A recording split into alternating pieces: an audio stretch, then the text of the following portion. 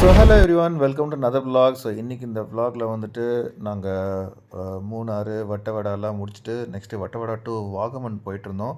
So Vattavada to Vagamon trip எப்படி இருந்துச்சு, வாகமனில் எங்கே நாங்கள் ஸ்டே பண்ணோம், போகிற வழியில் ஆக்சுவலாக வந்துட்டு என்னென்னலாம் பார்த்தோம், அங்கே வாகமனில் வந்துட்டு என்னென்ன ஸ்பாட்ஸ் எல்லாம் இருக்குது, ஃபுட்டு, ஸ்டே, ட்ரிப்பு, மொத்த டீட்டெயில்ஸ் ஆக்சுவலாக இந்த vlogல நீங்கள் பார்க்கலாம்.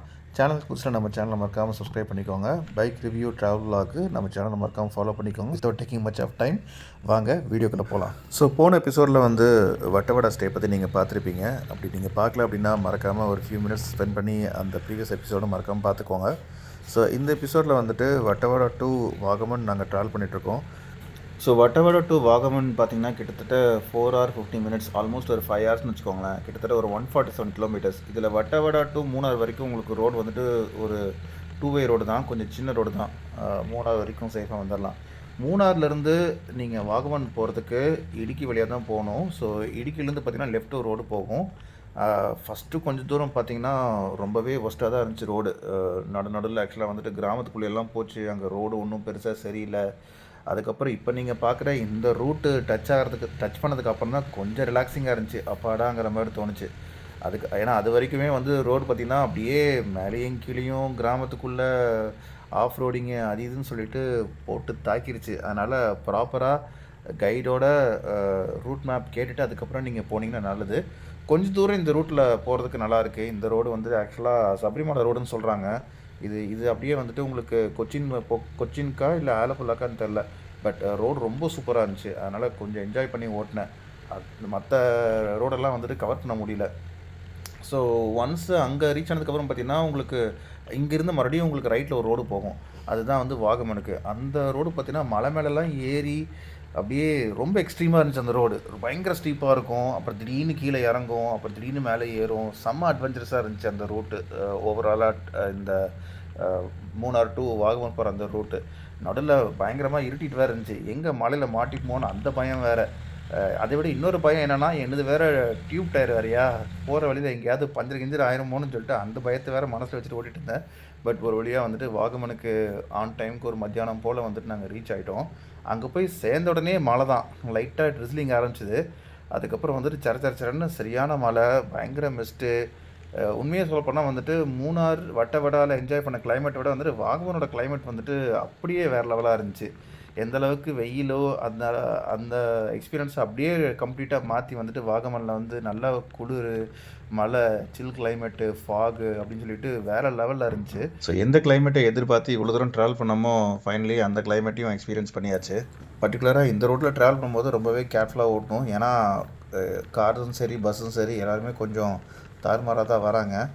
ரோட் சூப்பராக இருக்கனால வந்து நீங்களும் அந்த லைனுக்குள்ளே ஓட்டுனீங்க அப்படின்னா சேஃப் தான். இந்த லைனை தாண்டி ஓவர்டேக்கெலாம் எடுத்தீங்க அப்படின்னா ரிஸ்க் தான். ஸோ எந்த இடத்துலையும் எம்விடி நிற்கலாம். ஓவர் ஸ்பீடாகவும் நீங்கள் ஓட்டக்கூடாது. அதனால் கேர்ஃபுல்லாக ட்ரைவ் பண்ணுறது நல்லது. ஸோ ஃபைனலி ஒரு வழியாக வாகமன் வந்தாச்சு.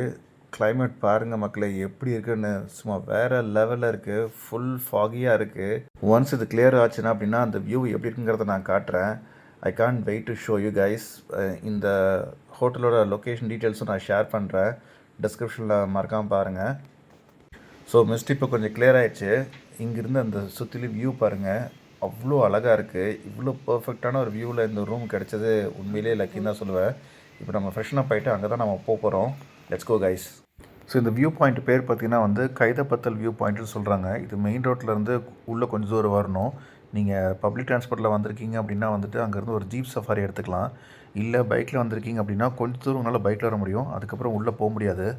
பட் நீங்கள் பைக்கில் வரீங்க அப்படின்னா வந்து கொஞ்சம் எக்ஸ்பீரியன்ஸ் இருந்தால் மட்டும் நீங்கள் ட்ரை பண்ணுங்கள், இல்லாட்டி ரிஸ்க் எடுக்காதீங்க. ஏன்னா கொஞ்சம் ஸ்லிப்பானாலும் வந்துட்டு கீழே ஒன்றுமே கிடையாது, ரொம்பவே டேஞ்சரஸ் தான். அதனால் ரொம்ப கேர்ஃபுல்லாக வரணும். சரி வாங்க ஒரு டீ சாப்பிட்டு அப்படியே இந்த வியூவை வந்து நம்ம ரசிக்கலாம்.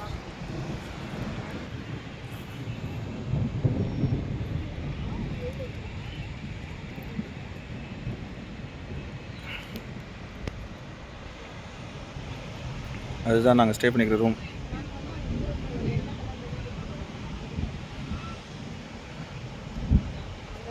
அதுதான் இருக்கும்.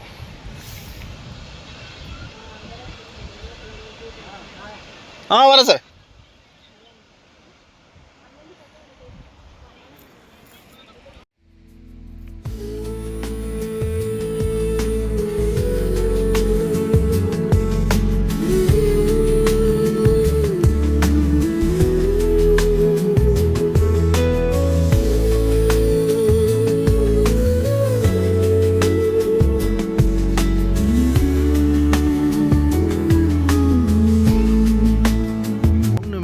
அப்படியே எடுத்தால் நாங்கள் ஆக்சுவலாக அந்த ஹில் வரைக்கும் போகலான்னு பிளான் பண்ணோம். பட் இதை தாண்டி அங்கே ப்ரைவேட் ப்ராப்பர்ட்டியாக அதனால் போகக்கூடாதுட்டாங்க. அதனால் இங்கேயே நின்றுட்டு இந்த எட்ஜை பார்த்துட்டு அந்த எட்ஜில் நாங்கள் நடந்து வந்தோம். அதுதான் அல்டிமேட்டு. அள்ளு விட்டுருச்சு சீரியஸாக. ரியல் அட்வென்ச்சர்னா இதுதான். பாருங்கள் கீழே விழுந்தோம், சரியான டேஞ்சர். ஃபால்ஸ் இருக்குங்களா? ஸோ இல்லை அங்கேருந்து அப்படியே நடந்து வந்தோம். அந்த எட்ஜில் நடந்ததே சரியாக செம்ம அட்வென்ச்சர்ஸாக இருந்துச்சு. லக்கீலி இப்போ மழை இல்லை. நான் கிளம்பும் போது செம்மையான மழையில் மாட்டிட்டோம் அப்படின்னு நினச்சேன். அதனால தான் வந்துட்டு ரெயின் கோட்டெல்லாம் எடுத்து வந்தேன். கடைசியில் பார்த்தா மழை இப்போ இல்லை. லக்கீலி இங்கே பஸ்ஸெல்லாம் போகுதுங்களா, தெரியுதா? இவ்வளோ குட்டியும் இருக்குது பாருங்கள் பஸ்ஸெல்லாம். கிளைமேட் வேறு லெவல், அல்டிமேட்.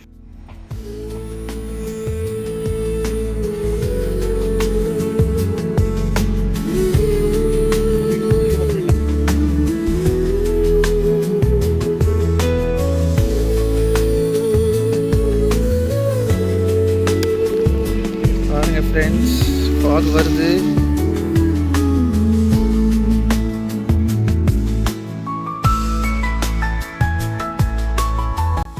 ஸோ நாங்கள் வந்து லேட்டுங்கிறதுனால வந்து கிடைச்ச கேப்பில் ஒரு வியூ பாயிண்ட் கொண்டு பார்த்துட்டு ஷாப்பிங் பண்ணலான்னு சொல்லிட்டு வெளியில் போனோம். ஆனால் வெளியில் போகவே முடியல. இன்ஃபேக்ட் ஆக்சுவலாக நான் ஸ்டாப்பாக மழை. இந்த மழையில் எங்கே போகிறது, ஃபுல்லாக நனைஞ்சிட்டோம் வேறு. அதனால் வேணுங்கிற திங்ஸ் மட்டும் வாங்கிட்டு ரூமுக்கு வந்தாச்சு. ஃபுல் மழையில். So that's all about this vlog guys. I hope இந்த வீடியோ உங்களுக்கு பிடிச்சிருக்குன்னு நான் நம்புகிறேன். அடுத்த எபிசோடில் வந்து வாகமன் டு சென்னை ஃபுல் மழையில் எப்படி நாங்கள் ஆக்சுவலாக வந்துட்டு கஷ்டப்பட்டு சென்னை ரீச் ஆனோம் அப்படிங்கிறத வந்துட்டு நீங்கள் பார்க்க போகிறீங்க. So stay tune to Charles vlogs. மறக்காமல் சேனலை சப்ஸ்கிரைப் பண்ணுங்கள், சப்போர்ட் பண்ணுங்கள். Love you guys.